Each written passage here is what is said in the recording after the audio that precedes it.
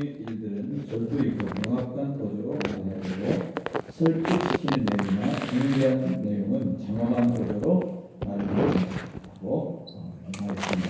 그러니까 내용에 따라 설교의 내용에 따라 거기에 맞는 다양한 어조를 활용할 줄 알아야 되는데요. 어조를 만드는 방법에 소리의 고조를 가지고 어조를 만들 수가 있습니다. 소리의 고조는 음의 진동수를 말하는 것이고 이 시간에 음이 떨리는 것을 진동하는 사이클로 표시를 하는데요.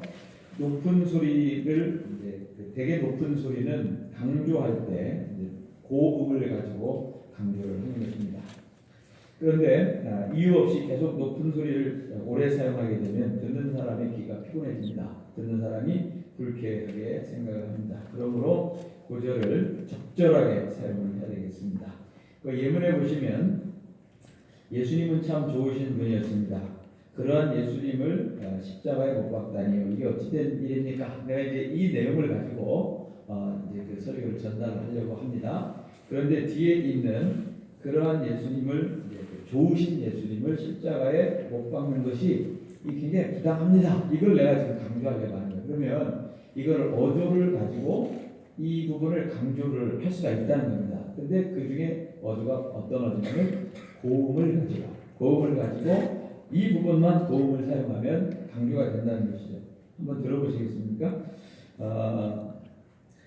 예수님은 참 좋으신 분이었습니다. 그러한 분을 십자가에 못 박다니 이게 도대체 어떻게 된 일입니까? 이건 그냥 똑같이 한 겁니다. 어조가 없는 거죠. 근데 뒤에 부분에 어조를 넣어서 이걸 고음으로 해보는 겁니다. 그러면 예수님은 참 좋으신 분이었습니다. 그런 분을 못 박다니요 하고 고조를 넣은 겁니다. 그러니까 아까 처음에 부분은 예수님은 좋으신 분이었어요. 이게 낮은 음이잖아요. 낮은 음인데 그런 분을 십자가에 못 박다니요. 이게 이제 이 부분을 높인 거예요. 그럼 높이게 되면 그 부분이 이제 강조가 되는 것이죠.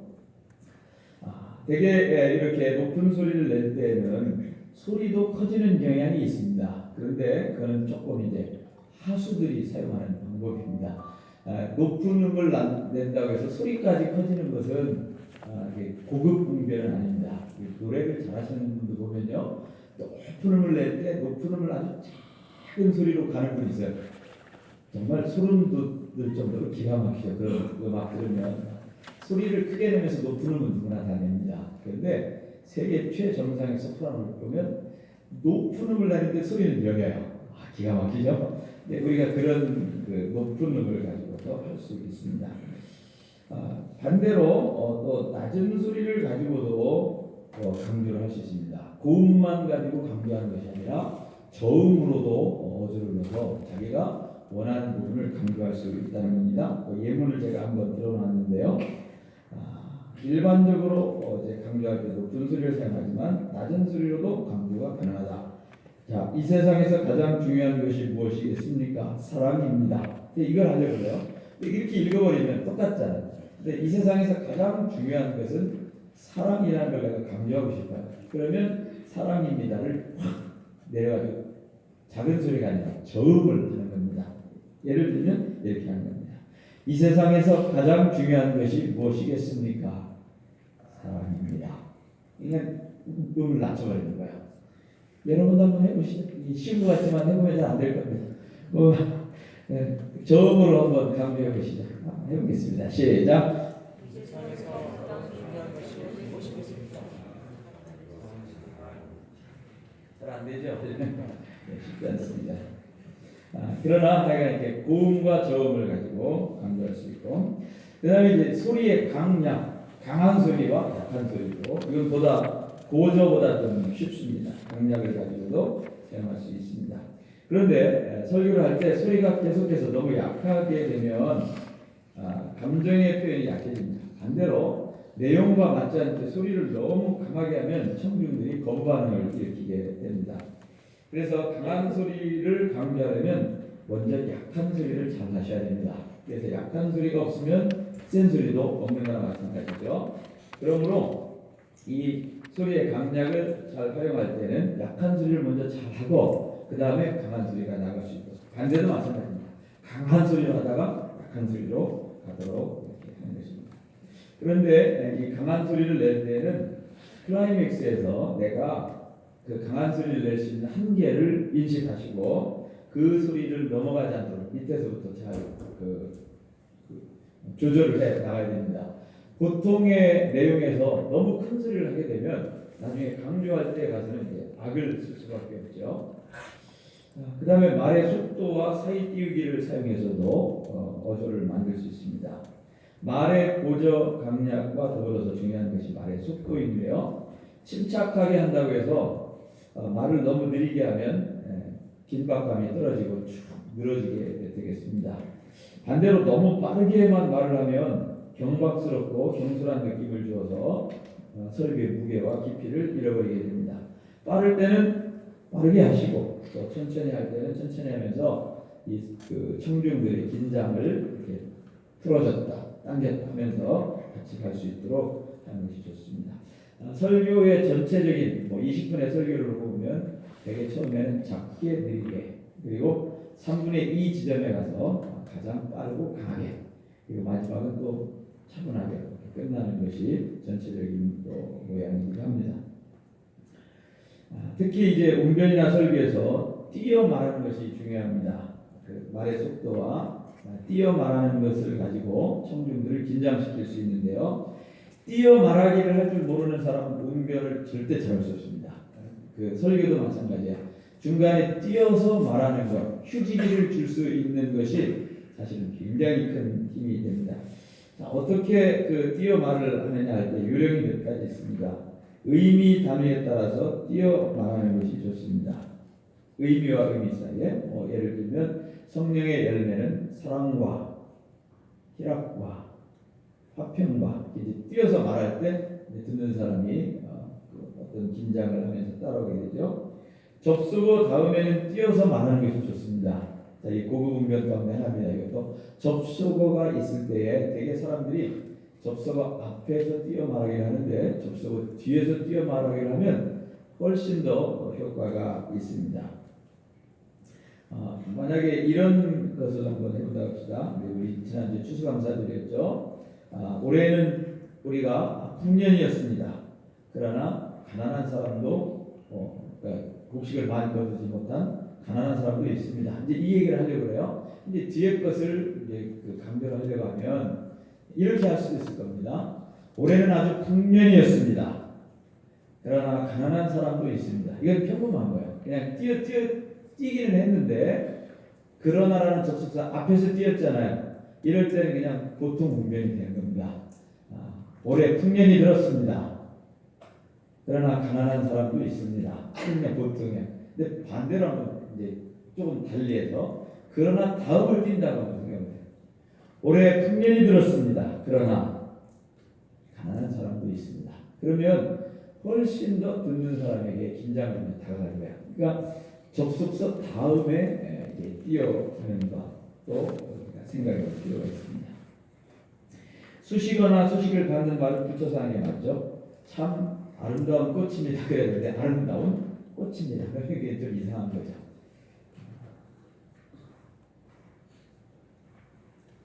이렇게 해서 우리가 이제 어조를 만들 때 음의 고와 저, 그리고 큰 소리, 강과 작은 소리, 강약, 완급, 천천히 가고 빨리 가고, 그리고 뛰어 말하고 이런 것을 통해서 어조를 만들 수가 있는데요.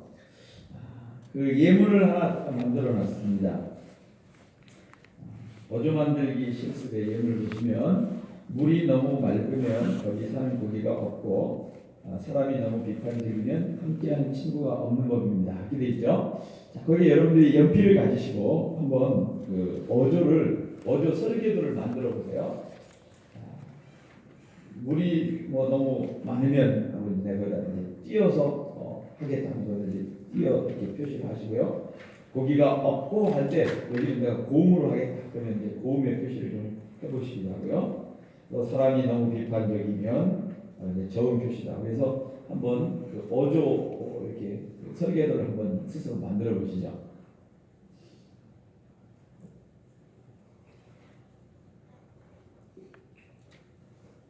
우리 교수님이 밖으로 나가신 것 같은데 이거 실습하시면 2점인가 3점 더 주셨는데 항상 우리 반대표님이 누구시죠?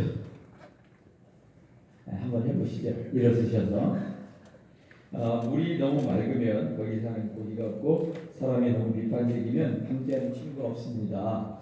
그거를 그 말의 고저, 완급, 강약, 띄어읽기 이런 것들을 가지고 한번 강조해서 이거를 한번 말을 해보시기 바랍니다. 자, 일어서셔서 이제 하는 건데요. 잠깐만 일어서시죠. 반대표가 원래 그런 겁니다.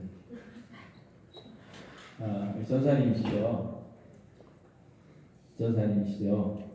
그러면 여기 우리 학우들에게 나는 어느 부분을 강조하기 위해서 고를 사용합니다. 저를 사용합니다. 띄어읽기는 이 부분에서 하겠습니다. 이 부분은 좀 빨리 하고 이 부분 천천히 하겠습니다 하고 한번 자기가 설계한 것을 얘기해 주시고 해보시기 바랍니다.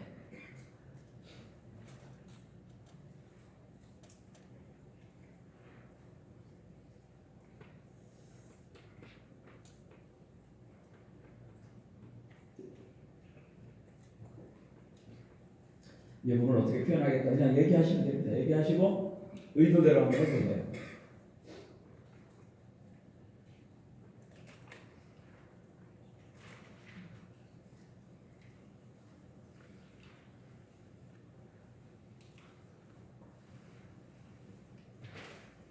다른 사람 시킬까요? 그럼 다른 사람 지명해 주세요. 누가 잘할 것 같습니까?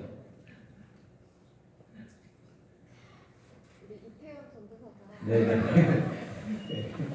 해주시죠. 그 지명 받으신 분이 하셔야 됩니다. 제가 교수님께 말씀드려서 2점 올려드립니다.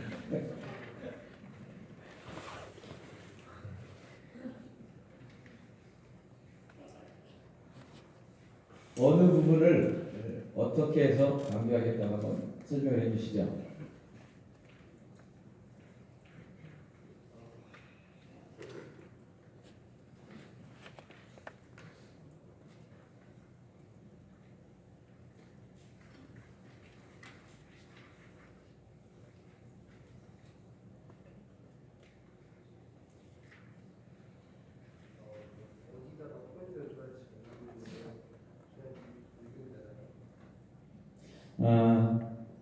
그러니까 이제 고기가 없고라는 말에 내가 강조를 두고 싶다. 그러면 그걸 뭐 소리를 낮춘다든지 높인다든지 아니면 사이에 띄어있기를 한다든지 해서 내가 이렇게 강조하겠습니다 하시고 설명하시고 그대로 해보시면 되는 겁니다.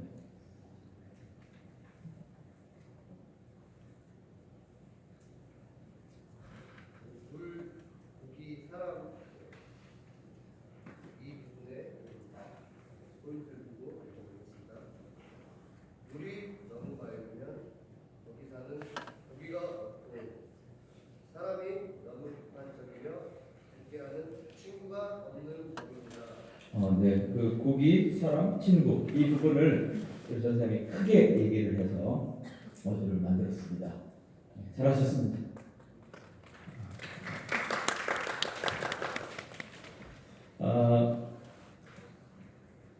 이제 어조를 잘 집어넣으시면 좋은 훈련이 되는데요. 우리가 태권도 배울 때 태극기 입장, 금강장 이거 가지고 연습을 열심히 하다 보면 그것을 나중에 대결할 때 결정할 때 이제 사용할 수 있고 또 실제로 사용할 수 있는 것처럼 우리가 어떤 그 어조를 넣을 수 있는 좋은 문장을 가지고 잘 어조가 들어가 있는 문장대로 연습을 많이 하시다 보면 나중에 자기가 가지고 있는 원고에다가 그것을 얼마든지 활용을 잘 하실 수가 있습니다.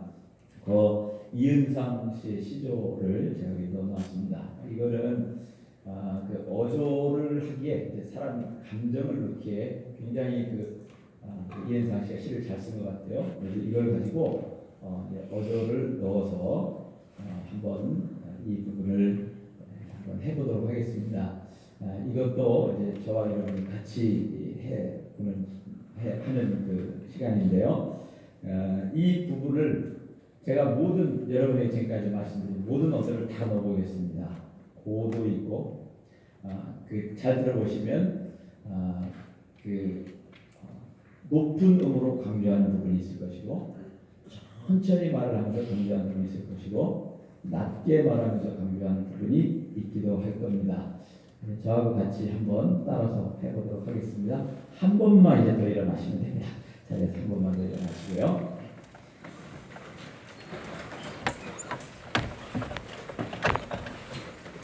이거는 안 모셔도 됩니다. 제가 앞에서 설명을 했기 때문에 말씀드린 것처럼 바른 자세로 발을 어깨 넓이를 그리고 어깨를 내리십니다. 내리시고 고개 들리지 않도록 하시고 이 이은상의 이 실을 가지고 웅변이 할 수 있는 모든 어조를 다 집어넣어서 만들면 어떤 모습이 나올까? 여러분 많이 궁금하실 텐데 저를 따라서 같이 한번 해보도록 하겠습니다.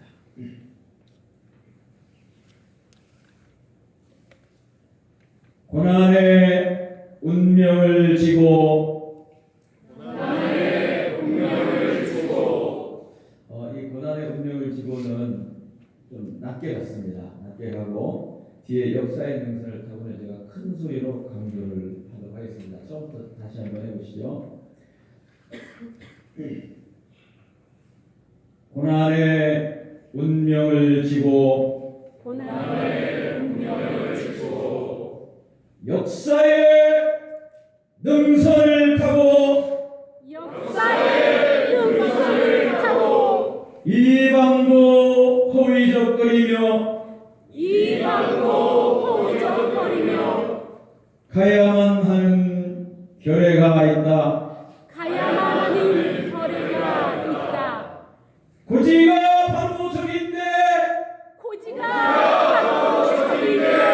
예수할 수는 없다.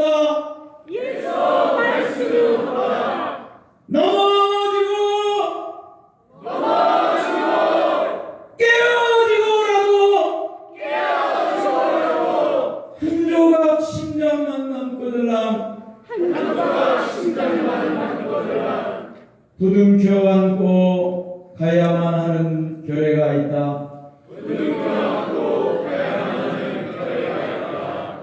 새는 날 피 속에 웃는 모습 다시 한번 보고 싶다. 잘했으면 박수 한번 주시죠.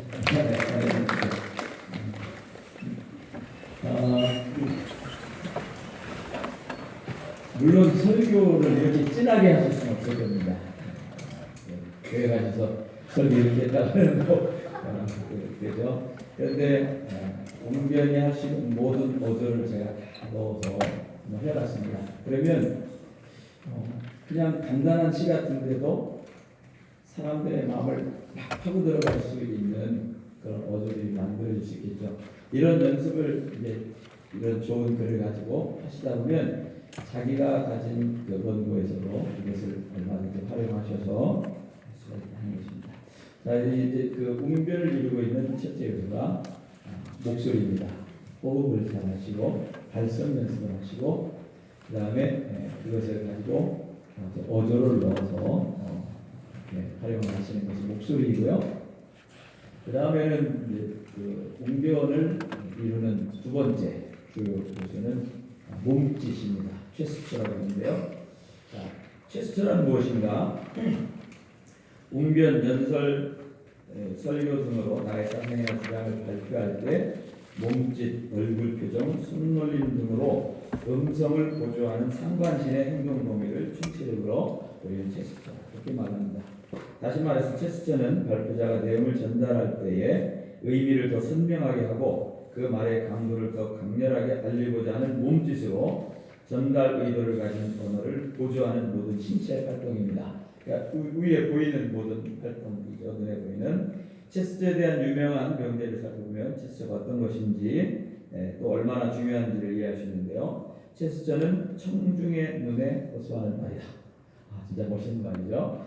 그러니까 우리가 입으로 나오는 것은 귀에 호소하는 것이지만 체스터라는 것은 눈에 호소하는 말이다. 언어 표현의 시각적인 보충이다. 언어로 표현할 때 시각적으로 보충해 줄 수 있다. 천하에 손 없는 웅변은 없다. 이런 말들이 있습니다.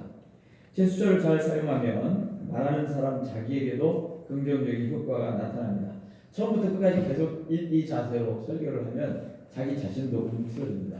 그러나 설교를 하는 중에 자기가 자신 있게 어떤 그 몸짓을 의도를 가지고 몸짓을 하게 되면 그것이 자기에게도 힘이 되고 자기에게도 어떤 자신감을 부어주게 됩니다. 제스처를 할 때에 여러분 설교를 하실 때에 제스처를 할 때 몇 가지 원칙이 있습니다. 첫째, 제스처는 내용과 일치하도록 하셔야 됩니다. 제스처가 연사가 말하는 내용과 다르다면 이것은 하지 않는 것만 못한 겁니다. 내용하고 맞아야 된다는 겁니다. 자, 보세요. 하나님이 우리에게 평화를 주십니다 할 때 이때 보세요. 하나님이 우리에게 평화를 주십니다. 손을 올리면 어떻게 될까요? 이건 하나님만 못한 겁니다. 하나님이 우리에게 평화를 주십니다. 이거는 오히려 반대로 해야 돼요. 하나님이 우리에게 평화를 주십니다 하고 내용과 맞아야 되는 것입니다. 그러나 똑같이 손을 올리는 것인데 하나님께서 우리의 잠자는 신앙을 일깨워 주십니다. 똑같이 손을 올리는 것이지만 평화를 주십니다. 이때는 말이 안 되잖아요. 그러나 우리를 일깨워 주십니다. 이때 이게 딱 맞아 떨어지는 거니까 내용과 맞을 때 이 제스처가 괜찮은 거죠. 그 다음 제스처는 자연스러워야 됩니다. 자연스럽지 않게 경직된 그런 제스처를 보여주면 청중의 마음에 오히려 역효과를 가져오게 됩니다. 예전에 우리 그 어린이들 웅변 가르칠 때 이연사 힘차게 여러분 한 사람에게 듣는 사람이 막 찔리는 것 같아요. 그런 거는 그 자연스럽지가 않기 때문에 그렇습니다. 그냥 자연스럽게 여러분 한 사람 이렇게 하면 되는데 여러분 한 사람에 막 찔러대면 듣는 사람이 굉장히 괴롭겠죠. 그 다음에 동일한 제스처를 계속 반복하게 되면 그것은 별로 효과가 없습니다. 제스처라는 것은 자기가 그 하는 말에 강조를 하기 위해서 하는 것인데 똑같은 것을 의미 없이 계속 이렇게 반복해요. 목사님 중에 이거 반복하시는 분 많아요. 왜 이걸 하는 건지 모르겠어요. 계속 이러시면서 하세요. 이런 것은 그냥 무의미한 것이지 제스처가 될 수는 없다는 것입니다. 그리고 제스처를 사용할 때에는 시선을 회중들에게서 놓치지 않도록. 그러니까 제스처를 사용하긴 하지만 시선은 청중들과 계속 주고받아야 되는 겁니다.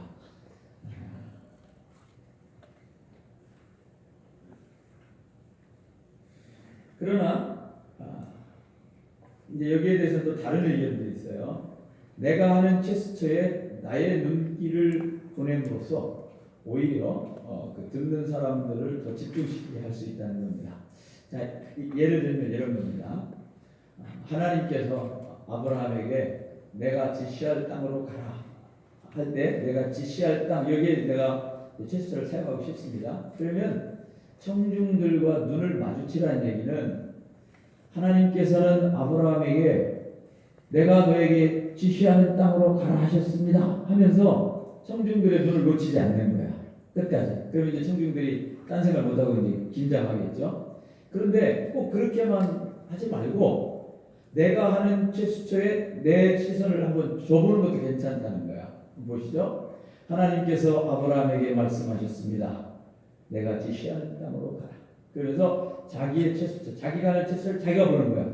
그러면 청중들은 이게 보고자 하는 느낌, 그 마음이 있잖아요. 그러니까 내가 하는 제스처를 같이 본다는 거야. 그러니까 이런 것들은 여러분들이 잘 이제 설교 내용에 맞도록 이제 활용을 하셔야 됩니다. 그래서 제스처를 사용하면서 눈을 계속 청중들과 같이 맞춰갈 것인지 아니면 내가 하는 제스처에 내 눈을 같이 보내주시고 적절하게 사용을 하시면 좋은데 그러나 기본 원칙은 제스처를 하면서도 눈은 청중과 교감을 해야 하는 것입니다. 제스처는 회중에 따라서 장소에 따라서 크기와 빈도를 알맞게 해야 됩니다. 대체적으로 큰 장소에서는 몸짓도 손짓도 커집니다.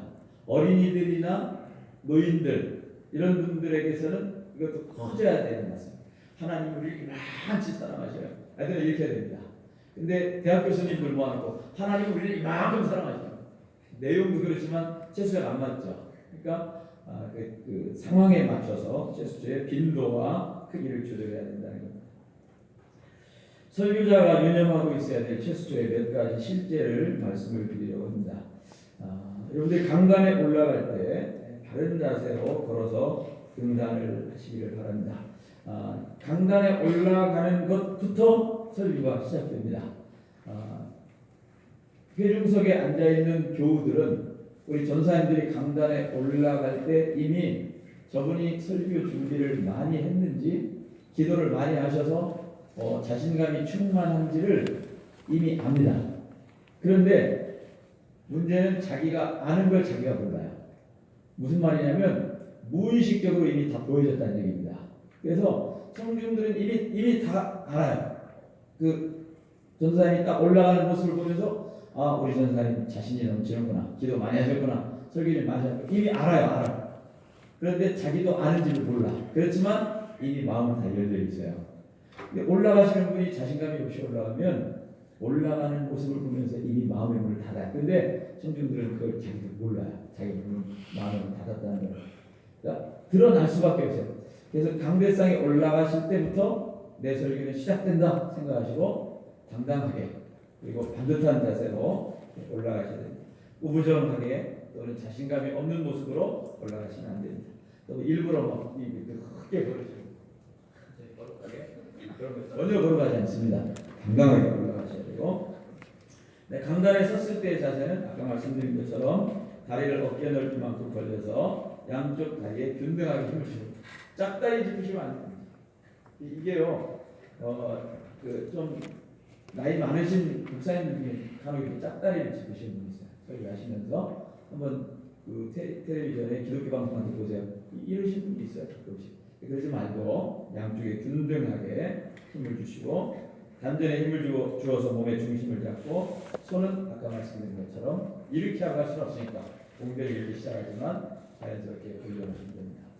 여기에다가 너무 무게를 실으면 보는 사람이 힘들어합니다. 이를 가지고 설교를 하시면 안 좋죠. 그냥 자연스럽게 올려놓으시면 제가 볼 땐 이 모습이 가장 예쁜 것 같아요. 편안하고 손을 주머니에 넣는다거나 뒷짐을 진다거나 이렇게 하시면 별로 좋지 않습니다. 예전에 제가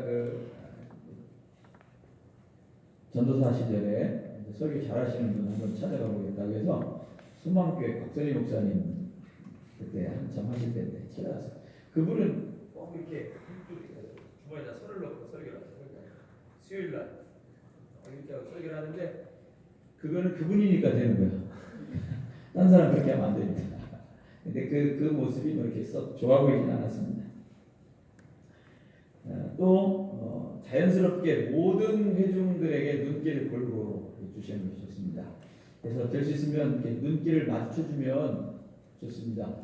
눈길을 주는 것 같은데 안 주는 게 있습니다. 그게 뭐냐면 호흡을 보는 겁니다. 그러니까 한 사람 한 사람과 눈이 마주치지 않으면 그냥 보기는 청중을 보는데 허공을 보는 겁니다. 전혀 청중을 사로잡을 수 없습니다. 대부분의 설교자들이 그럽니다. 보기는 봐요. 회중을 보기는 보는데 눈과 눈의 컨택이 없어요. 그냥 쑥쑥 지나가기 때문에 그 회중들을 다 놓칩니다. 그러니까 한 사람 한 사람에게 골고루 시선을 나눠줄 수 있도록 이렇게 하시면 좋습니다.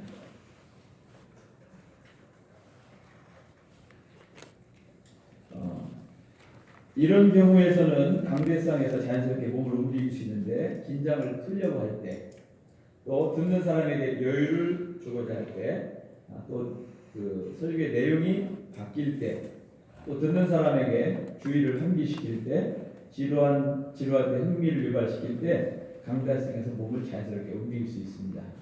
이 자세로 이제 설교를 하다가 내용이 확 달라졌다.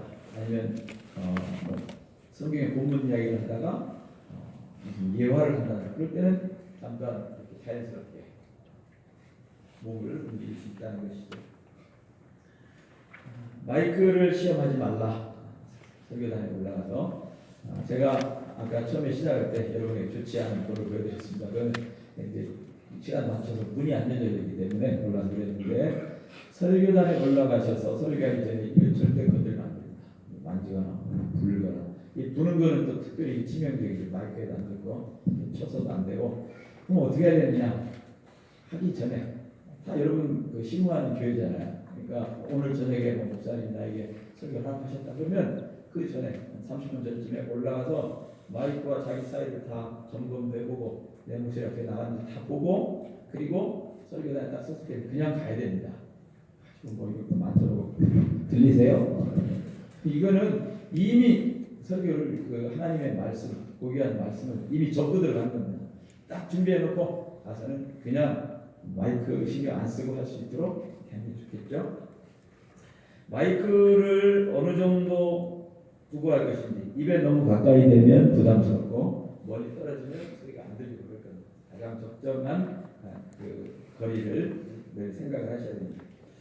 얼굴 표정입니다. 설교하러 올라가셨을 때 얼굴 표정. 설교단에 오르기 전에 반드시 거울을 보셔야 됩니다. 오발탄이 명중한다는 말이 있듯이요. 거울을 안 본 날은 반드시 실수가 있습니다. 머리가 헝클어져 있다든지 그 와이셔츠 단추가 넥타이가 이렇게 삐뚤어져 있다든지 남자분들 넥타이 옆 가운데 딱 있지 않고 옆으로 들어갈 때 많습니다. 아무도 말 못 해줍니다. 전사님 넥타이 바로 하세요. 그렇게 얘기 안 합니다. 나중에 설교 다 끝나고 나와서 거울 보면 그때 보이는 거예요. 그러면 그 설교를 듣는 동안에 청중들은 전도사님 설교 하나도 안 듣고 삐뚤어진 넥타이만 생각합니다. 저도 바로 썼습니다. 그냥 가라지로 펴졌으면 되다가 그러다 끝나는 거예요. 그러니까 거울을 반드시 보시고 올라가셔야 됩니다. 얼굴에 땀이 많이 흐르시는 분이 있을 겁니다. 평소에는 땀이 안 흘러도 이제 긴장을 하게 되면 땀이 흐르게 됩니다. 땀은 한 번 나기 시작하면 끝까지 납니다. 그런 고통이 있으신 분들 계실 거예요. 한 번 땀 나면 뭐 어떻게 할 수 없어요.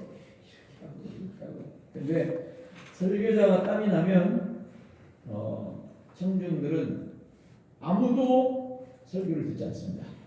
왜냐하면 우리나라 사람들은 마음이 너무 착해도 열어가지고 땀나는 분 아내를 걱정하다가 지금 얼마나 힘들까 고생 떨어지네. 그래서 같이 걱정하다가 끝나버려요. 절대 이 강단에 올라가서는 땀을 흘리시면 안 돼요. 저도 그 목회 초기에 이 땀나는 문제가 너무너무 괴로웠어요. 땀이 잘 나요. 근데 땀이 한 방울 나잖아요. 그러면 그때부터 성도들의 마음은 결코 편하지가 않아요. 앞에 있는 사람이 땀 흘리고 있는데 어떻게 밑에서 편하겠어요? 그럼 땀을 흘리는 걸 어떻게 해결할 수 있을까? 몇 가지 방법이 있습니다. 뒤에다가 선풍기를 틀으세요. 등 뒤에 선풍기를 틀어요. 저는 이제 요즘은 땀을 안 흘려요. 그렇지만 첫 목회를 할 때부터 늘 뒤에 해왔기 때문에 뒤에다 선풍기 틀어놓습니다. 한겨울에도 돌려요. 나는 추워도 괜찮아. 땀만 안 나면 돼. 돌려놓으면 마음이 안정이 되겠죠. 그리고 이제 특히 이제 목사님이 되시고 난 다음에 가운을 입으면 얼마나 더운지 몰라요. 내 뒤에서 시원하게 바람이 불어오면 걱정이 없습니다. 땀 많이 나시면 뒤에다 선풍기 돌리래요. 어디 혹시 헌신 예배를 가게 됐다. 그럼 이제 내 교회가 아니니까 거기는 또 선풍기 없을 수 있잖아요. 부탁하세요. 저는 혹시 땀 날지도 모르니까 뒤에 선풍기 좀 돌려주세요. 그거 한마디 하면 설교 잘할 수 있어요. 근데 그거 안 돼서 땀 나면 그 설교는 다 망치는 거야. 또 하나가 있습니다. 손수건에다가 하얀 손수건에다가 찬 물을 적시세요. 찬 물을 적셔서 여기다 올려놓으세요.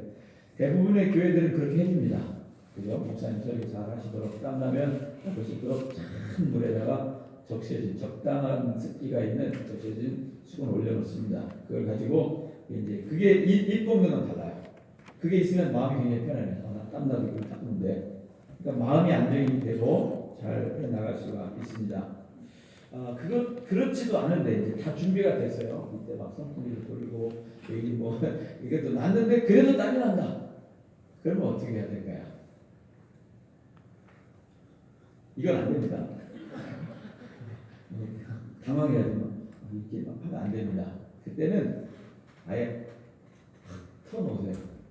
아이고, 제가 여기 지금 헌신 예배 왔는데 아니면 이제 교회 살 때 여러 성도들 앞에 제가 처음 섰더니 이게 땀이 나네요. 아유 죽겠네. 그리고는 그때는 좀 너스를 떠세요. 그리고 딱 대놓고 갔다가 씻으세요. 그러면 그때는 모든 사람들이 앞에 있는 설교자 자신감을 보고 마음이 편해져요. 우리 목사님, 우리 선생님 땀 나는데 별로 저거 다 얘기해버리시네. 그래서 저 땀 좀 닦을게요. 그리고 닦으세요. 아니 대놓고 하는 거예요. 대놓고. 그러면 그때는 사람들이 조금 하지만 금방 안정이 돼요. 약간 땀 나면 설교는 망칠 수 있어요. 난다는 거 철저히 잘 대비를 하시면 되고요. 안경 끼시는 분들 흘러내리지 않도록 하셔야 됩니다. 이 안경은 위에 경계선에 올라가면 이제 긴장이 되고 얼굴에 기름기가 나오고 이렇게 내려가게 됩니다. 이거 진짜 보기 흉합니다. 이렇게 하시고 안경테가 헐거우신 분은 좋은 안경을 바꾸시고 안 되시는 분이 사이에다가 뭐 종이 같은 거 껴가지고 그날만큼은 좀 탄탄하게 안 내려가도록 하시는 것이 좋습니다. 세수를 하시는 것이 좋습니다.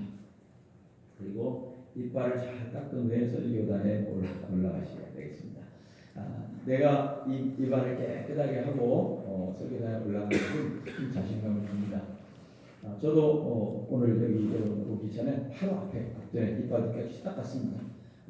뭐 입에 또 이물질이라도 있거나 그러면 또 안 되겠죠. 그러니까 더 조심해야 되겠고요. 그 다음에 자신감에 충만한 얼굴을 가지고 가되 교만하지 않도록 하시고 인자한 얼굴을 짓고 얼굴에 긴장을 하지 않는 게 좋습니다. 인자하다가 계속 이렇게 웃고 있으면 그것도 또 이상합니다. 편안한 얼굴로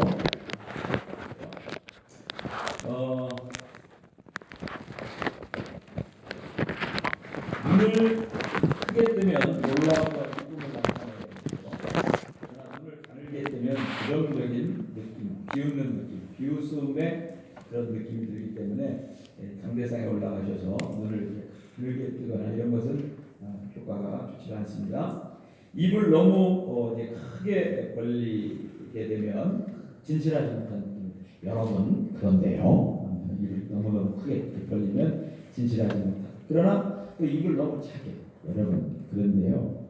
하나님을 믿을 때 말이죠. 입을 너무 또 작게 버리면 불성실한 느낌이 듭니다. 평소 친구들과 대화할 때보다 조금 입이 이렇게 크도록 큰 느낌이 나도록 하면 됩니다. 손으로 하는 제스처의 3단계가 있습니다. 이거 아주 중요한 건데요. 손으로 하는 3단계, 손으로 하는 제스처의 3단계. 손 동작은 제스처에서 가장 중요하죠. 얼굴도 중요하고 몸을 좌우로 하는 것도 다 제스처가 되겠지만 손으로 내 하는 말을 보충해 주는 것. 이것은 3단계가 있는데요. 일반적으로 손 모양은 손가락 10개가 다 떨어져 있으면 산만하고 호소한 느낌입니다. 손 동작을 하실 때 이렇게 제스처를 하면 보시는 분이 산만하다는 느낌이 들 거예요. 그렇다고 이거 다 붙이면 어떻습니까? 되게 옹색하게 보이죠. 이렇게 또 할 수도 없고, 제가 볼 때 손바닥을 가지고 하는 그 제스처는 3개 붙이고 2개 띄는 게 가장 적절한 것 같아요. 이렇게 하면 자연스럽습니다. 이렇게 하기도 그렇고요. 어떤 그 의도가 있어서 이렇게 펼 수도 있지만, 또는 의도가 있어서 붙일 수도 있지만, 그러나 대체적으로 자연스럽게 한 이 정도 하면 자연스러운 느낌이 듭니다.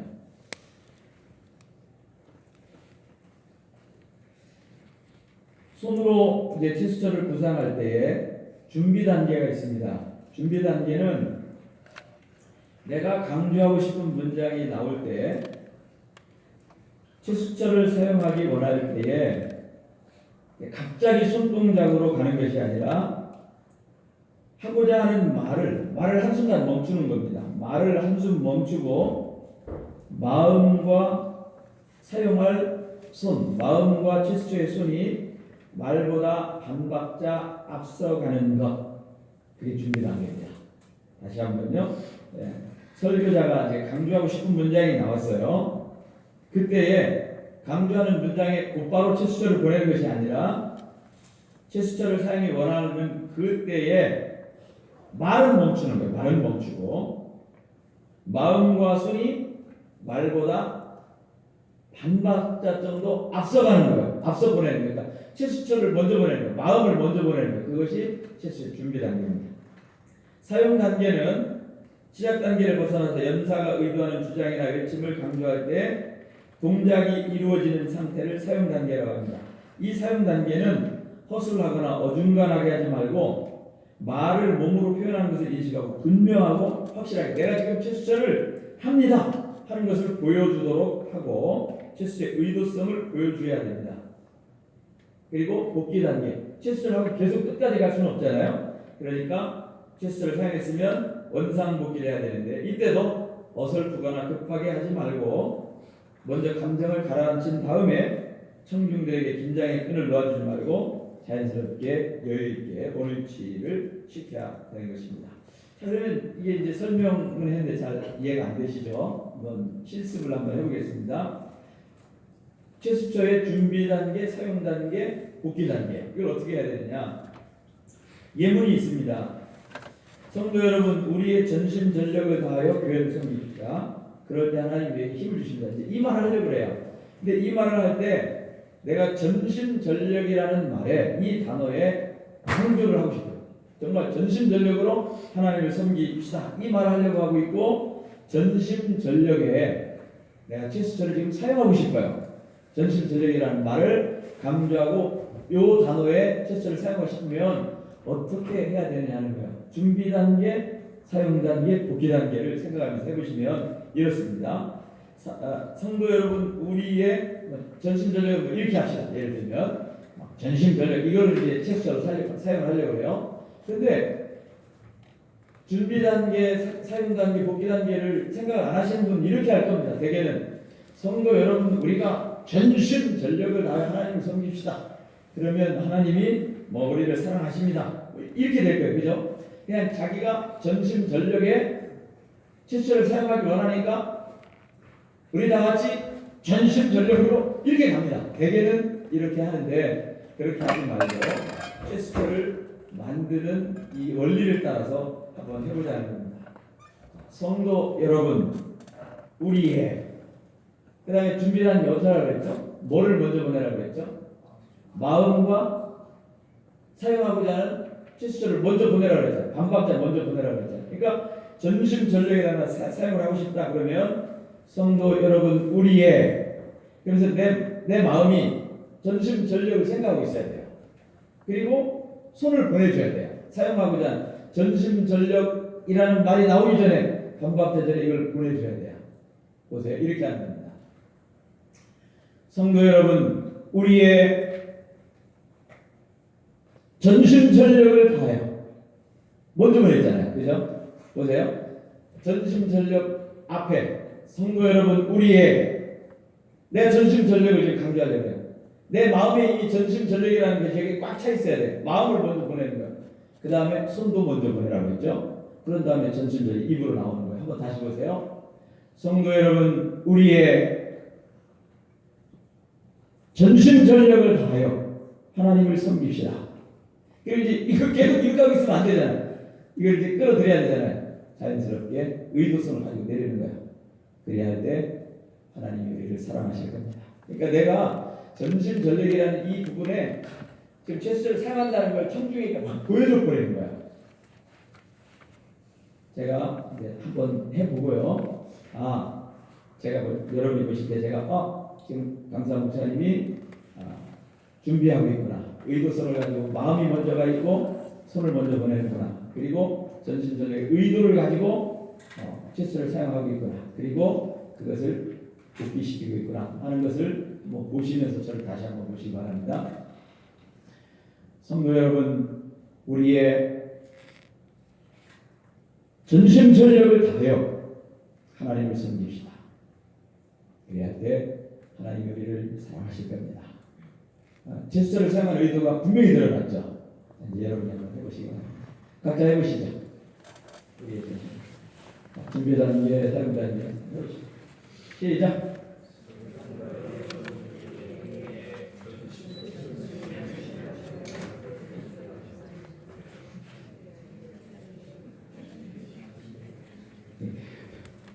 보기는 쉬운데 해보면 잘 안 됩니다. 자, 잊지 마시고 마음을 먼저 보내고 손을 먼저 보내고 의도성을 가지고 제스처를 사용하시고 그리고 복귀 단계도 분명하게 하셔서 사용하시면 되겠습니다. 그 뒤에 제가 우리 설교자들이 일반적으로 교회에서 많이 사용하게 되는 그런 그 손동작들을 몇 가지 모아놨습니다. 여러분들이 이걸 참고로 하셔서 자기의 좋은 제스처들을 이렇게 개발하시고 만들어 보시기 바랍니다. 주장하는 것이 있습니다. 주장할 때는 공변에서 이제 가장 많이 사용하는 것이죠. 자신의 사상이나 결의를 단호하게 내세울 때 오른손 주먹을 긁어주고 힘있게 뻗어올릴 수 있죠. 성도를 우리가 주님께 축복 충만하죠. 이거는 이제 주장할 때 이런 그 주먹을 쥐는 제스처를 사용할 수 있습니다. 지시, 방향을 제시할 때 혹은 무언가 지적하는 의사를 표시할 때 사용하는 제스처로 오른손 집게손가락과 집게손가락을 원하는 방향으로 혹은 오른손가락을 합해서 원하는 방향으로 제시를 할 수 있죠. 내가 너에게 지시할 땅으로 가라. 혹은 뭐 이렇게 지시할 땅으로 가라. 할 수 있겠죠. 긍정적인 요구는 오른손 바닥을 위로 하고 앞으로 내밀면 긍정적인 그런 제스처가 됩니다. 우리는 세상에서도 성도다운 삶을 이게 긍정적인 어떤 그 요구가 되는 거예요. 우리는 세상에서 성도다운 삶을 살아야 옳지 않겠습니까?